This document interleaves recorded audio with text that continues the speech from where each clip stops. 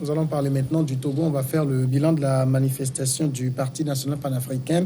L'opération d'Itri Bonsafo, à laquelle a appelé Tikwi Etchadam, n'a pas prospéré samedi face à un impressionnant dispositif sécuritaire déployé par les autorités togolaises à Lomé, à Goué et aux environs.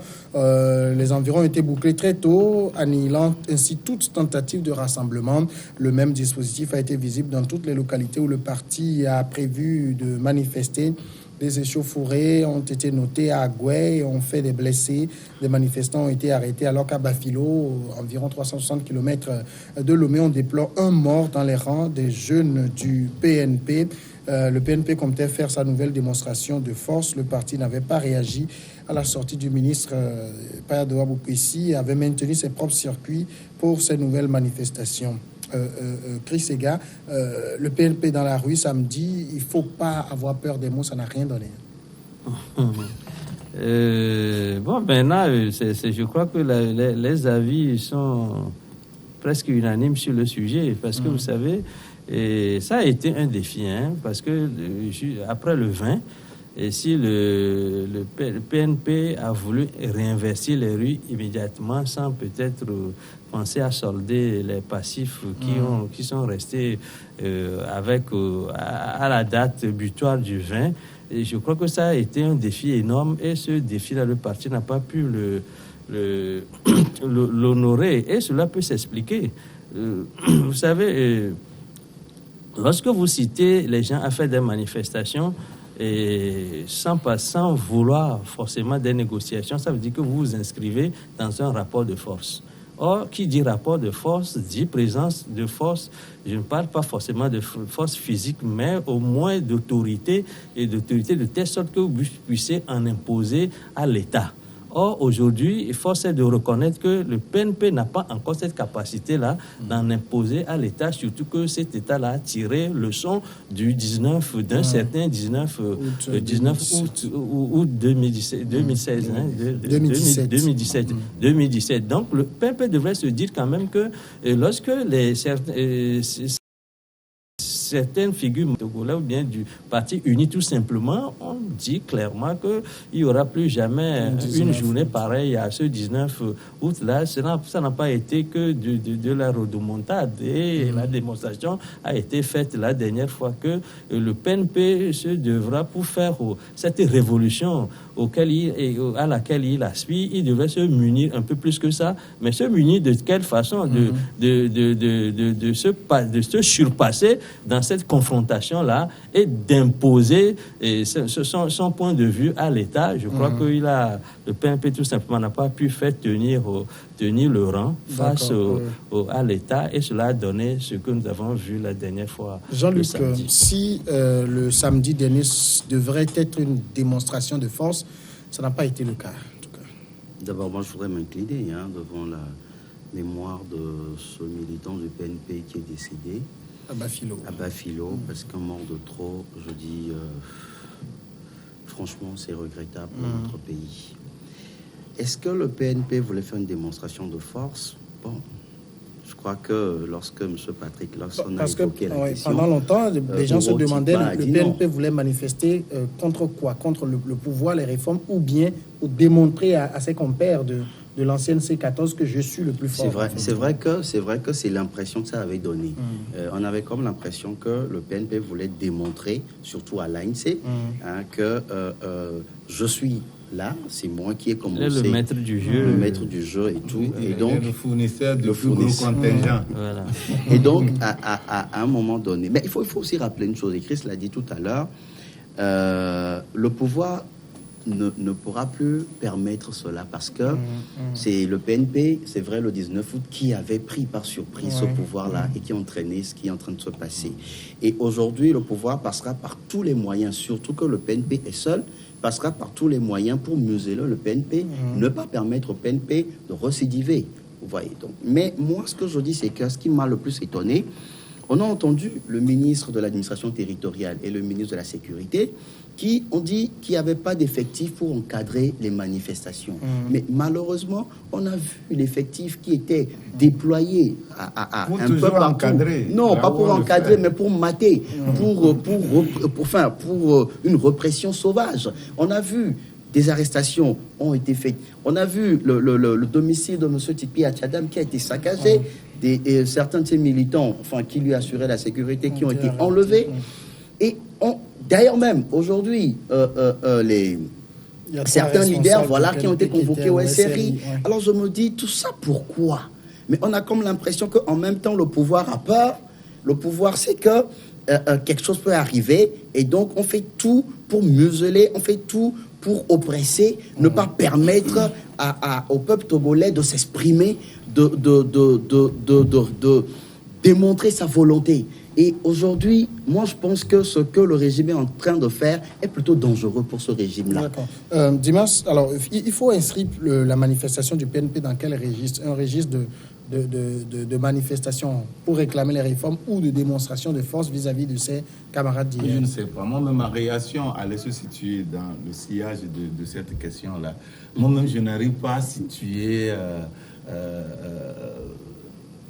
l'objectif, la quintessence de cette manifestation.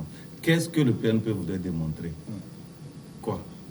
Que je suis plus populaire, que je suis l'initiateur de tout ce qui se passe dans le pays, en termes de contestation, que non, je suis le plus grand fournisseur de contingents pour les manifestations. Non, mais qu'est-ce que le PNP veut démontrer aux Togolais? Quoi? Et à la communauté internationale? Et un leader qui fut de lui-même pour aller se cacher à l'extérieur. Et vous savez, tout ce qui fait peur à Tchadam, c'est ces morts inutiles. Et il sait que ses frères vont lui demander des comptes. Vous nous avez amené c'est pas Tchadam qui tue ses frères. Vous nous avez amené sur un terrain avec des promesses bien précises. Mais vous savez, la semence de révolte, la semence de contestation a commencé premièrement dans le fief ethnique d'Achadam, avant de se transposer un tout petit peu sur un terrain religieux. Et donc, il a fait une promesse plutôt à ses frères ethniques, pour leur dire que voilà, vous me soutenez et vous avez ceci, nous avons le pouvoir, ceci. Sinon, vous n'allez pas voir. Sinon, vous n'allez pas voir. Il a parlé d'avoir le pouvoir, je ne pense pas. Bien sûr, non. Quand on dit qu'on veut chasser, quand on dit qu'on veut chasser fort du pouvoir, c'est pour faire quoi? C'est pour laisser le pouvoir à qui? Non. C'est peut-être trop dire. Bien sûr, je pense plutôt que c'était dans la logique des réformes. La Constitution de 92. Quand le gouvernement a annoncé les réformes, quelle a été la réponse d'Achadam? C'est trop tard, ils n'ont qu'à partir. C'est trop tard, ils n'ont qu'à partir. Oui, attendez, parce que ce régime se foutait d'eux. On va pas retourner en arrière. Oui, c'est pour dire simplement que quoi? C'est pour dire simplement qu'il voulait démontrer ce que lui-même n'arrive même pas à cerner. Quand on a posé la question à Wuro-Dikpa, qu'est-ce qu'il a répondu? Il est tourné en rond, il a tourné en bourrique. On ne sait même pas ce qu'il voulait au juste. Donc, il voulait faire une démonstration pour dire aux autres que vous ne valez rien, le terrain c'est pour nous. Et ça a échoué. Et ces échecs-là, c'est ça qui leur fait peur. C'est ça qui fait peur à Tchadam de revenir au pays. Parce qu'il sait qu'arriver... Est-ce que sa sécurité est garantie? Non, je ne pense pas. Alors, maintenant, Chris Sega. Alors, si on reste toujours dans la logique du bilan de la manifestation, c'est vrai qu'elle était autorisée dans 3 villes. Si on suppose, on va revenir sur ce qu'il y a eu à Bafilo, parce que là où il y a eu la personne tuée, normalement, il ne devait pas y avoir de manifestation là-bas. Oui. Alors, au moins, dans les endroits où c'était autorisé, il n'y avait pas foule non plus.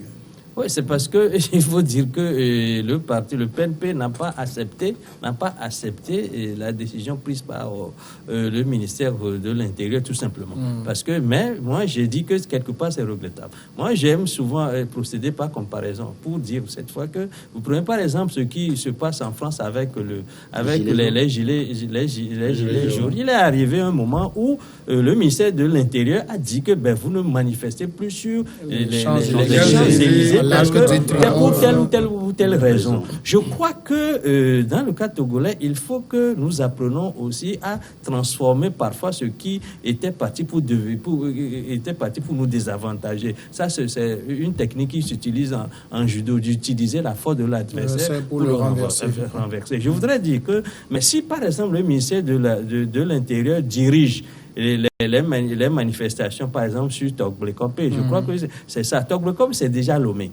Et je me demande que si tel est le cas, que le PNP veut mettre des gens dans la rue pour démontrer sa force. Et si tel n'est pas le cas, qu'il voudrait, qu'il court après le chaos, qui se sorte par une révolution, il aurait pu quand même convier ses partisans à Togblekopé pour faire cette démonstration-là, mettre les gens dans la rue, parce que l'objectif quand même que poursuit une contestation, si ce n'est pas un rapport de force qui tend à renverser le régime, c'est de démontrer par le nombre que nous sommes nombreux, nous sommes tel nombre à vouloir la même chose. Je crois que d'abord l'intérêt d'une manifestation de rue, c'est ça. Ce n'est pas de casser, ce n'est pas d'appeler au renversement, mais c'est de démontrer que nous ne sommes pas un, nous ne sommes pas deux, nous sommes peut-être des milliers. Je crois que la CST avait fait cette démonstration là, il n'y avait pas eu de mort à l'époque. C'était avait drainé à peu près 1 million de personnes. Il y a eu des bastonnades, sauvage. Mais ce que l'histoire a retenu, c'est que ce moment-là, le CST a pu drainer ce homme-là dans la rue. Je crois que cette démonstration-là, aucun parti n'a pu la faire jusqu'à présent. Ça, c'est un. Ce que je voudrais ajouter, c'est que après le 20, normalement, le PNP voudrait revenir dans la rue pour faire quoi? Tima l'a dit tout à l'heure. Est-ce que c'est pour appeler aux réformes? Aux réformes, le PNP avait dit clairement que c'est trop tard pour faire les réformes. C'est pour faire quoi alors? Moi, à mon sens, lorsque vous combattez un régime, on peut s'arrêter parfois pour faire le point de la situation. Et dans ce sens-là, je voudrais dire que le PNP, les dirigeants du PNP auraient pu quand même questionner de nouveau le régime pour lui dire que voilà l'ardoise que nous vous présentons, voilà nos revendications. Réagissez après le 20. C'est une nouvelle ère qui s'est ouverte. On aurait pu questionner encore le régime, voir où en sommes-nous avec leurs revendications que nous vous avons présentées jusqu'ici, au moins rafraîchir la mémoire des Togolais sur ces revendications. Ça aurait pu permettre au PNP de remettre le ballon au centre. Jean-Luc, qu'est-ce qu'on va dire maintenant que les militants du PNP aussi sont désabusés, désassonnés, qui aujourd'hui sont fatigués de ces manifestations à outrance? Non, je ne crois pas. C'est des militants qui sont mobilisés, qui restent mobilisés. Ce qu'on n'a pas vu samedi. Non, en réalité, vous savez, le pouvoir a essayé d'étouffer la manifestation du PNP. C'est-à-dire qu'on n'a même pas permis... Je vais peut-être préciser ma question. C'est-à-dire, aujourd'hui, ça devient un argument. Le pouvoir nous a étouffés. C'est-à-dire, on aurait pu, il y avait Togblekopé, Afania, Sokolé, on aurait pu avoir un monde fou là-bas, dans ces endroits autorisés, qu'on aurait dit... Oui, voilà, c'est milliers de personnes qui sont mobilisées pour... Mais attendez, là par exemple, le ministre était dans l'abus d'autorité. Le ministre n'avait pas refusé de cette manière-là les manifestations dans ces villes-là. Si, ils étaient dans l'abus. Le ministre était dans l'abus d'autorité. Et je crois que le PNP n'avait pas voulu accepter cet abus-là. C'est tout à fait normal. Mais non, si aujourd'hui... ils ont décidé de marcher peut-être à Togblekopé. Et tiens-toi bien, même à Togblekopé, il y avait les militaires qui étaient là. Pour encadrer peut-être? Non, sont sérieux. Encadrer quoi? Les militaires qui viennent encadrer les manifestations, ce n'est pas possible. Ça ne se passe dans aucun pays. Voir des militaires encadrés avec des bâtons à la main, des gourdins. Non, les gendarmes, c'est des forces armées. Mais ils ne devaient même pas sortir. Ils ne devaient même pas. Non, les militaires ne devraient même pas sortir. En France, Macron a mis sentinelle. Ça, c'est autre chose. Macron a mis sentinelle dans la rue. Attendez, chez Macron, il y a des saccages. Il y a du vandalisme. Ah, bon, ici, non. Si l'opposition organise des manifestations, on a vu dans ce pays des manifestations qui étaient encadrées, il n'y avait pas eu de dégâts. Mais c'est à chaque fois, quand l'autorité veut démontrer sa force à travers un abus d'autorité, c'est là où ça dégénère. Et vous voyez, on investit les lieux de manifestation, on bloque tout et on intimide des gens. Tenez-vous bien, même à Takpamé, l'ANC a fait un meeting ce dimanche, hier. Il y avait des militaires un peu partout dans la ville, même autour du lieu de meeting, juste pour intimider. Mais le meeting a eu lieu. Oui, le meeting a eu lieu, justement. Il y a eu bastonnade. Mais non, mais c'était pour intimider. Est-ce que les militaires étaient obligés de sortir? Non, on n'a pas besoin de faire sortir les militaires. Si le PNP organisait peut-être du vandalisme, saccageait les choses, là peut-être on peut dire oui, les militaires peuvent sortir. Mais le PNP, c'est un parti légal. C'est un parti qui n'est pas, qu'on considère comme djihadiste, se dit c'est faux. C'est un parti qui ne prône pas la violence. Et donc si ce parti veut organiser des manifestations, je ne vois pas pourquoi on fait sortir des militaires qui bastonnent un jeune jusqu'à la mort. C'est grave. Et le ministre parle de bousculade. Vous introduisez bien ce sujet, Dimas. On l'évoquait, il y a eu un mort à Bafilo et je rapporte les propos du ministre. Il dit qu'ils ont été dispersés par l'un des manifestants et malheureusement, on a enregistré un mort. Pour le moment, les circonstances de ce décès ne sont pas encore élucidées, mais une chose est claire, il n'est pas mort par balle.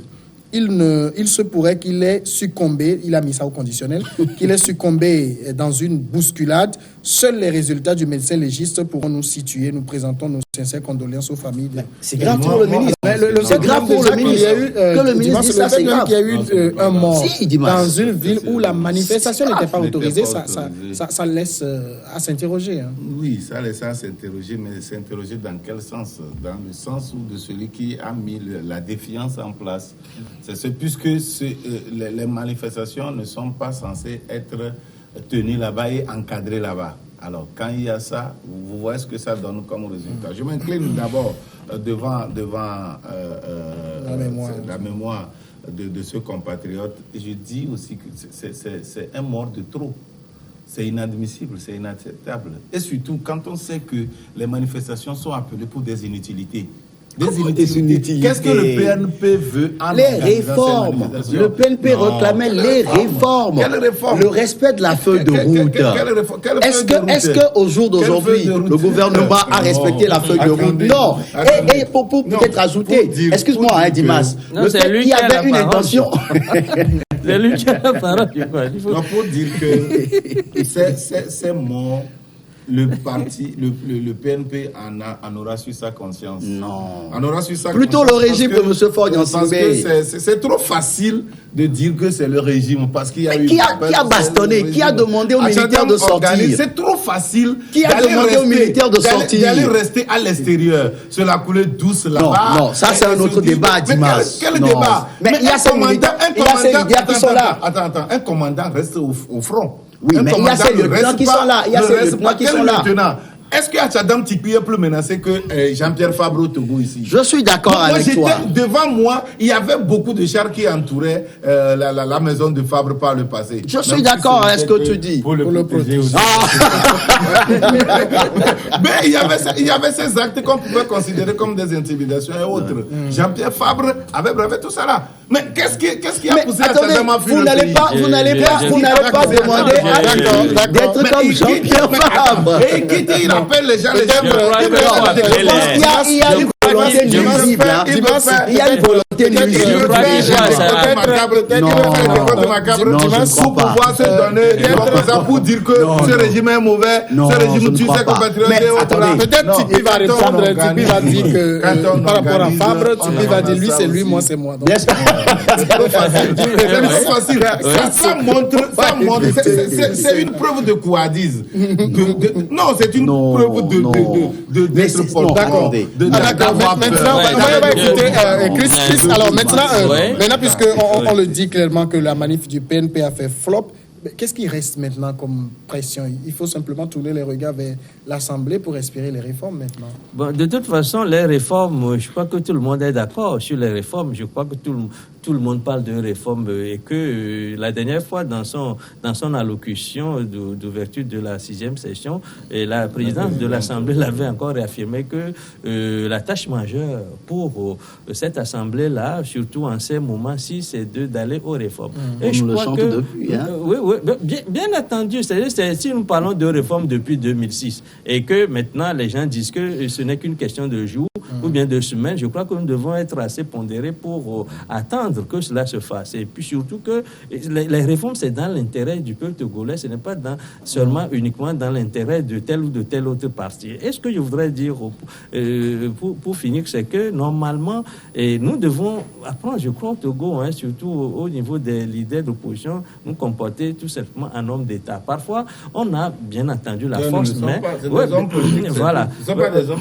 Voilà. Parce qu'il y a une nuance, la nuance de taille entre un homme politique et un homme d'État. Parce que parfois, on sait on jouit de telle force, mais on peut essayer aussi une autre stratégie pour prendre peut-être le régime à défaut. Et j'insiste sur ce point. Lorsqu'on est revenu du 20 décembre, les dés sont replacés. Il faut peut-être une nouvelle approche de la situation politique et questionner de nouveau le régime pour dire où en sommes-nous. C'est-à-dire demander à l'État de faire le point de la situation. Et je crois que demander cela, c'est peut-être gérer le passif là et se donner une position d'un homme d'État, d'un homme d'État. Mais j'ai cru que le PNP, honnêtement, moi, c'est ce que je crois, était allé un peu trop vite en besoin, parce que vous m'avez sans doute dire que, parce que à peine on a fait le deuil de l'éclatement, à peine avant nous fait le deuil de l'éclatement de la C14, que on appelle, et ici sur ce plateau, sur ce plateau, nous l'avons déjà dit que normalement, lorsqu'on était revenu du 20 décembre, Madame Adamogbo Johnson avait commencé à appeler les gens aux manifestations, et nous l'avons dit ici que c'était trop tôt. Il faut peut-être faire le point de la situation et voir quelle stratégie faut-il. Et je crois que c'était dans un débat avec Jean-Luc ici que nous parlons de remobilisation, et Jean-Luc qui disait que non, que le peuple est déjà mobilisé, on n'a pas besoin de le remobiliser. Mais après, on a constaté que la C14 elle-même a commencé de parler de la remobilisation de stratégie de Jean-Luc a volé un peu de 20 minutes. Ce que je n'ai pas aimé dans cette histoire de marche, c'est le comportement des préfets UFC qui, en quelque sorte, ont manipulé les chefs traditionnels pour faire des déclarations belliqueuses pour dire qu'on n'a pas le droit. Les vénérés chefs ont été manipulés. Oh, bien sûr. Non, mais c'est quelque chose organisé par les préfets. Oui, mais vous allez voir que malheureusement, qui parle de préfet parle du régime. Non. C'est le parle du préfet FC. Mais le préfet, il a l'ordre d'où? C'est le président de la République. Non. Attends. Ce qui se passe, à moins que ça soit du zèle. Ce qui se passe, par exemple, dans la V, dont je suis natif. Mais on ne peut. Ça, c'est entre la conception du pouvoir du préfet par rapport à la conception de ce gouvernement que je connais très bien, comment il y a un gouffre. Il y a un gouffre, il y a un grand espace. C'est pour dire que quoi? C'est pour dire que c'était une manipulation du terrain, peut-être pour plaire. C'est du zèle tordu, du zèle inadmissible, parce que chacun devait s'occuper. En principe, normalement, depuis que le chef traditionnel de venir faire une conférence de presse pour dire que les partis politiques n'ont pas le droit de... Depuis que l'UFC est chef de file de l'opposition, les préfets doivent normalement quitter, non? Oui, les préfets doivent normalement quitter, on ne sait même pas ce qu'ils font dans le gouvernement. Et ils sont là pour imposer... Dans la V, mais c'est vraiment une calamité. Et les chefs traditionnels, un groupuscule là, ils ont formé une association de malfaiteurs et qui pillent les gens, ils pillent les terres. On va pas faire le truc. Maintenant, est-ce qu'on doit dire que la pression populaire qu'on a tant vantée, c'est notre seule arme et patati patata, ça s'est estompé maintenant? Je ne crois pas. Elle pourrait s'estomper si les politiques ne comprennent pas qu'ils devraient se réunir ensemble, c'est-à-dire unir leur énergie et leur force Pour le moment, c'est plus gagné. Oui, c'est vrai. C'est pour ça que je dis qu'elle peut s'estomper si les politiques ne se remettaient pas ensemble pour unir leurs forces afin de pouvoir donner encore de l'espoir au peuple. Si aujourd'hui, le PNP veut seul faire cavalier seul, moi, je l'avais dit depuis que le PNP allait échouer. Je l'avais dit. Les gens ne m'ont pas compris. Pareil pour l'ANC. Donc le PNP a échoué. Mais oui, pour cette manifestation, oui. Mais moi, ce que je dis, c'est que le pouvoir en a profité pour réprimer sauvagement. Non, mais le problème, c'est que selon toi, même si le pouvoir n'a même pas profité, non, si, c'est parce que non, c'est parce qu'on les a étouffés.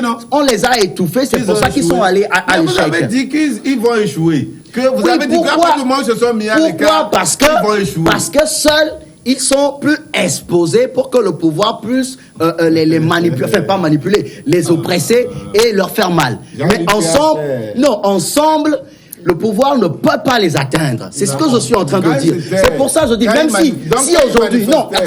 si aujourd'hui l'ANC seule se levait pour organiser une manifestation, elle va échouer. Ça, je suis convaincu. Avant toi, on ne crée pas un parti politique pour les autres partis. Je suis d'accord, mais aujourd'hui, il est question... Non, tu dois conquérir ton terrain. Aujourd'hui, il est question de mobiliser tout le peuple togolais pour chasser M. Fagne Nsingbe du pouvoir. C'est ça la question. Mais bien sûr, Dimas. Oui, question quand même. Moi, je voudrais dire que... Je voudrais me poser la question de savoir si la confrontation politique ne peut passer que par un rapport de force. Parce que... Non, je peux te répondre. Aujourd'hui, le pouvoir ne permet pas à ce qu'il y ait des discussions. Le pouvoir ne le permet pas. Non, on se fout des gens. La preuve, lorsque le reste de la C14, ils sont allés voir le chef de l'État, mais qu'est-ce qu'il leur a dit? Faites en sorte que on puisse avoir, la démocratie, l'ancrage démocratique du pays. Oui, c'est se foutre des gens. On lui demande à lui de faire en sorte que la démocratie soit ancrée, et il vient demander aux autres de faire. C'est pas le seul qui doit le faire. Mais comment? Il doit être le premier. Il doit être le premier. Non, il doit être le premier. C'est-à-dire quoi? Donner l'exemple, Dimas. Il doit donner l'exemple. La majorité. C'est-à-dire que pour ancrer la démocratie, ça doit passer par lui. Parce que c'est lui qui aura des comptes à rendre à ce peuple. Attends, mais regarde comment on est en train de gérer ce pays, Dimas. Jean-Luc, la majorité et l'opposition, c'est les deux pôles d'une batterie. Je suis d'accord avec ce que tu dis. Feu. Je suis d'accord. Mais si l'une des parties refuse de s'y mettre... Quand le pôle négatif ne veut pas jouer son rôle, cette batterie ne fonctionnera pas. Et c'est ce qui arrive. C'est parce que M. Fagne Nsingbe et ses amis ne veulent pas jouer leur rôle. Non. Le Fagne Nsingbe, c'est la majorité, c'est le plus. Et le moins, c'est le moins. Alors, Chris, maintenant, finalement, puisque le PNP a fait flop, et que les autres ne peuvent pas à eux seuls rassembler, il faut repenser à une unité de... Non, moi, je l'ai toujours dit que ceux qui, à corps et à cri, réclament l'unification de l'opposition, je dis que ça va être une chose très difficile. Pas l'unification de l'opposition. Je voudrais dire ceci. Oui, l'unité d'action, c'est ça, il faut comprendre les choses. L'unité d'action. Oui, c'est ce que moi j'appelle... Surtout quand ils prennent l'argent là. Quel argent? Non, vous permettez quand même de quel argent parlez-vous? Vous permettez quand même que je finisse la phrase. Rien devant cette opposition. Vous permettez que je finisse. Les 30 millions viennent d'où? Merci Dimas Zikado. Merci à Jean-Luc Garcia. Merci à Chris. Merci à vous. Blaise donnait aux gens.